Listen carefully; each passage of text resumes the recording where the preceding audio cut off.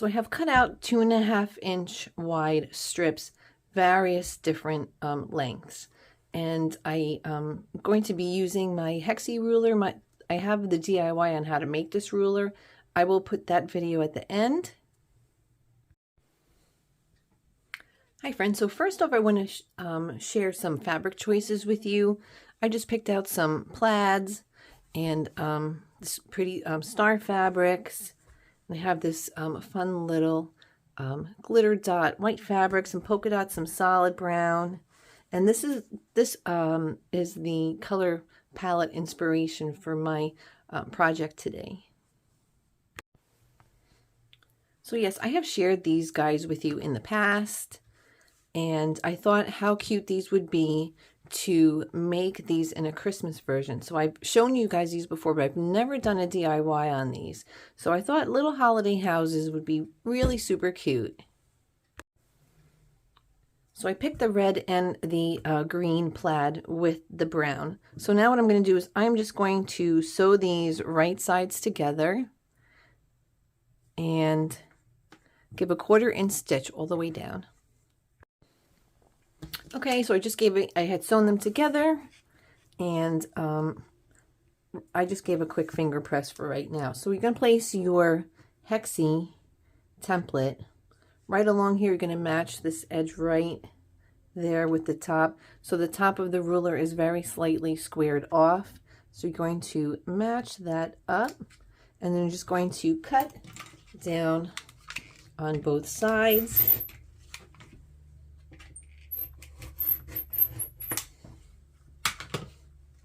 And I'm just going to keep doing that for this, and then I'm going to put some of these guys together, and then so this way we have a bunch of different variations, and I'll be back. Okay, so I forgot to mention that once you cut your piece, you're going to flip your ruler in the opposite direction and then cut your piece that way. So now you're going to have reverse pieces. Okay, so I was able to cut out 10 triangles for this project. So depending on how long your strips are is how many you're going to get, but I think this is a good place to start. So if you guys have any of these like pile of little pieces of stabilizer and you want to use them up, these are good projects to use them up for, because there's a lot of little pieces. Or if you don't have stabilizer, you can give these guys a good starching. You can also trace, I have a scrap piece of stabilizer here. You can always just trace your pieces on here and just cut them out right from here. Okay, so our next step is we're going to take this point here from this top piece, and we're going to match it up with the line on your mat, right on the line. And we're going to trim this off, and we're going to do that on both sides. I'll line this up here, just right at where the point is. And we have our little house. So I'm going to do that to all the pieces, and then I will be back. Okay, let's talk about doors and windows for our little houses, right? So for these here, there's a lot of scraps from when you cut them, the triangles out, your Hexi triangles, right? So I'm going to use the scraps that came from our cutting, and I am going to be using this. So I have a 1.5 by a 3/4 inch little piece of cardstock, and I'm going to use the fabric that we used to cut out here for my front door. So this is going to be my front door, and I'm going to use these two fabrics from the scraps from these guys to make our window. Okay, so now I'm going to remove the paper backing from all of my pieces, my door and my 2 window pieces, and I'm just going to be putting my door here, and I'm going to be placing the brown piece and this red piece. I'm going to press the red piece right onto here, onto this brown piece, and then I'm going to be pressing the window onto my main piece. Okay, so our little house, I have the door and the window. So the door is a 1.5 by 3/4 inch piece. The outer part of the window is a 1 by 1 inch piece, and the center of the window is a 3/4 inch piece. So now next step is just like this one here. You can see how I've used some black thread. It's better lighting. So I used some black thread and I just went around and then I went down the center. So what I did was I started at any point. I went all the way around the edge twice to give a nice dark stitching. And then I went up, down to the center and back. So you're just going to follow everything all the way around. You're going to do it twice, like I said, to give a nice dark stitching. And you're going to go around the door. I just use black thread just to make it pop. So we're going to go around the door and around the windows, and I'll be back. Okay, so I've gone around the door once and I went around the window twice. You can see it looks a lot thicker. So now I'm going to go and do the rest of the window pane. Hi friends, so the window and door are on. I picked my backing fabric. This is just a piece of red flannel. So the first thing I'm going to do, since we are flipping this inside or right side out, I'm going to take my twine hanger and I'm going to put it upside down here and give it a quick stitch because this is going to be the most finicky part of this whole project.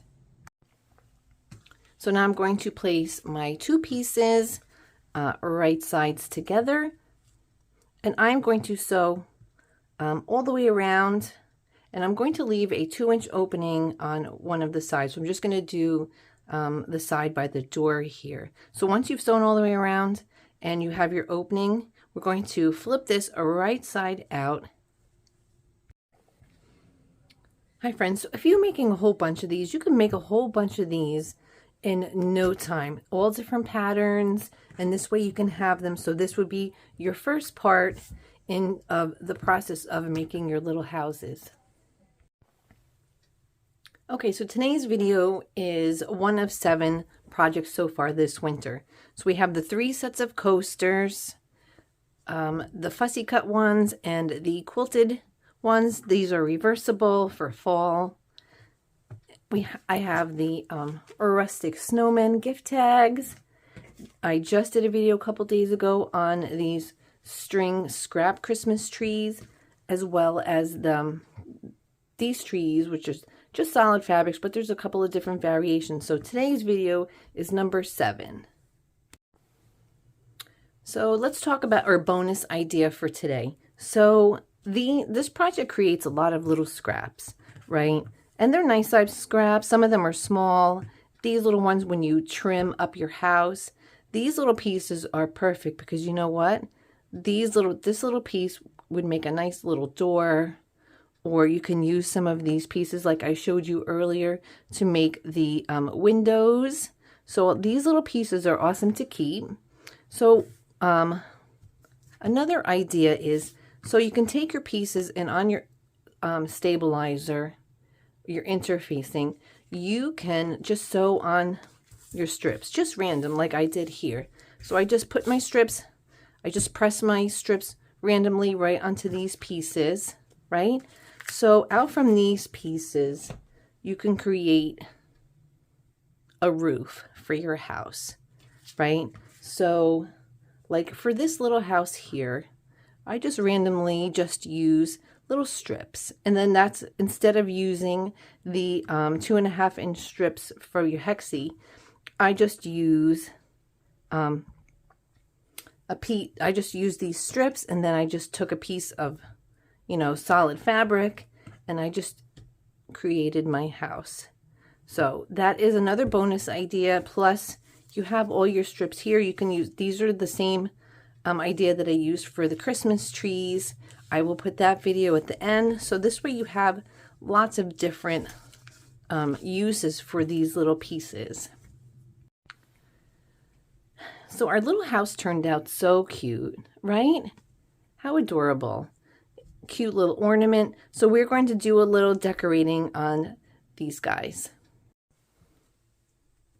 Hi friends, so I just started embellishing these guys. I found some cute stuff. Our little house is done. These are just little trim pieces you can get at Joann's or Hobby Lobby by the yard. They're really cute for these kinds of projects. I like to use these, this one in particular. Where to go? I can't find it. These little guys for the windows. So I just added some lace to the windows and a little rickrack. These are from the Dollar Tree, and I just added a couple buttons for the window on top. You can sew all this stuff before you put the back on, but I just didn't because I didn't really know what I wanted to add. So just hot gluing them at the end is fine. So for this one, I just found a little vintage button for the roof window, and for the roof trim, I thought this was kind of nice. Give it like a little snow, and then I have my little lace for the top of the window and just a little button. So these are all really fun projects. I have videos. I will put as many as I can at the end, and then one above your head on the right hand side on the top of the screen. So we just realized I didn't put a hanger on this, but this is definitely adorable anyway as a gift accents. These are great if you can do them as place settings. But I forgot to say today is if you are making these as gift tags, you're just going to take your original piece and you're just going to put it right on top of your cardstock, and you would just sew all the way around. So that would be the only difference, and then you would have a tag just like that. So that's the only difference between that.